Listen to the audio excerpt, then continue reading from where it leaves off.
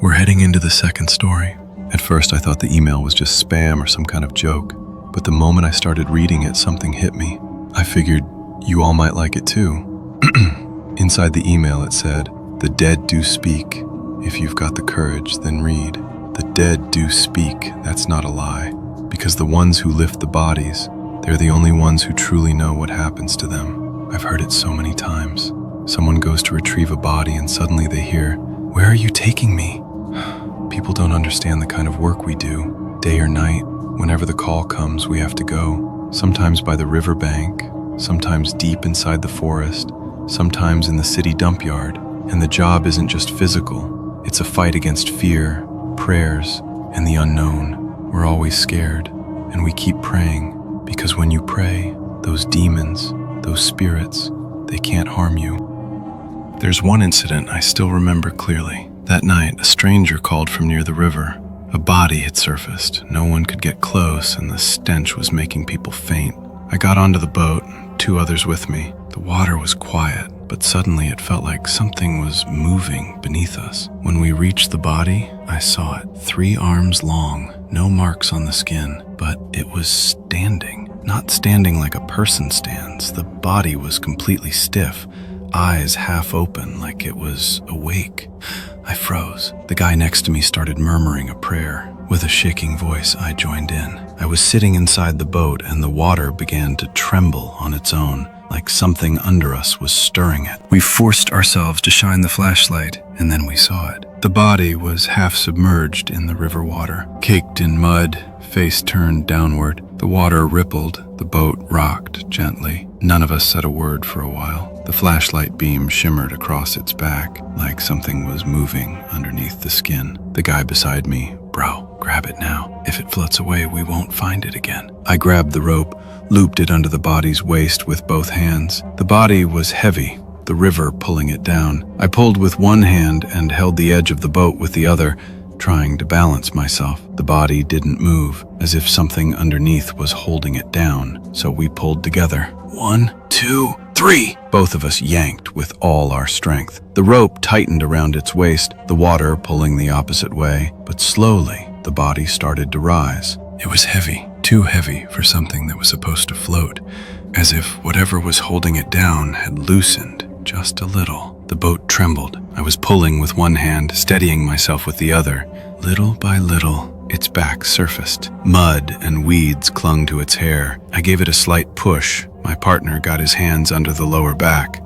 One shove, another pull, and then a wet slap echoed as the body hit the side of the boat. Together, we rolled it inside. We spread out the plastic sheet and covered the whole body, head to toe. After finishing our prayers, we sat there in silence. By then, night was deep, only the sound of water around us and a few fireflies glowing in the distance. We started heading back, the boat slowly pushing upstream. I held the rudder and my partner sat at the front. After a moment, it felt like the boat had gotten heavier, like something inside was pushing or pulling. I didn't say a word, just clenched my teeth and kept rowing. Suddenly, my partner, "Bro, it's shaking." And then I saw it. The body's throat was trembling, the eyes blank, the mouth twitching. I immediately started reciting the prayer. The air inside the boat suddenly felt heavier, like someone was breathing right against the back of my neck, warm and closer. I shut my eyes and just kept reciting the prayer. The moment I finished, the water beneath the boat trembled slightly, then slowly went still again. We looked at each other, and in both our eyes, the same message. This isn't normal. I grabbed the oar. "Let's go. Let's get to shore." We started pulling the boat toward the bank. My hands were shaking. My whole body felt weighed down, but no matter what, we had to reach land. No matter how it felt, we had to get there. My hands trembled. The oar was slick with water, but I didn't slow down. It felt like the waves were chasing us, and that body lying there, still silent but heavy, so unbearably heavy. My partner muttered under his breath, "Bro, we shouldn't take too long." I nodded. Then I saw lights, police flashlights cutting through the fog in the distance. 2 officers were waiting at the shore, one holding a radio,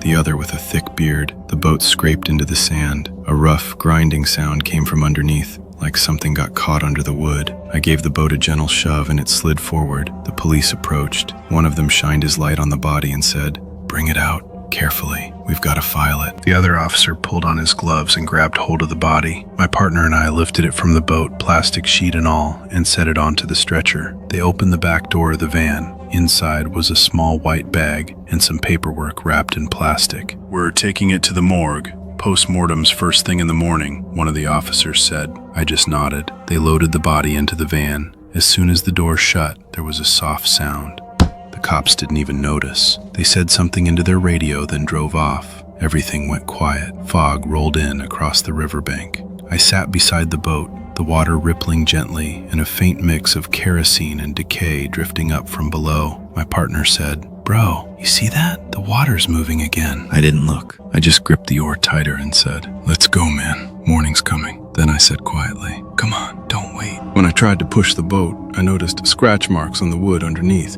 thin, fresh lines, like something had clawed it from the inside. I didn't say a word. I just lowered my head and recited another prayer. And the moment I finished, the air shivered once, then went still. Far off in the fog, the police van's red light was still faintly glowing, but there was no sound, only a bubble rising in the middle of the river, slow, steady, like something down there was still moving. The boat's wooden frame trembled once, just a little, and we started our journey back. And that night, that experience, I've never forgotten it, which is why I shared it with you today. I was terrified. At the very end of the email, there was one last line, greater than, "If you're hearing this, then don't look at the window right now." End of email.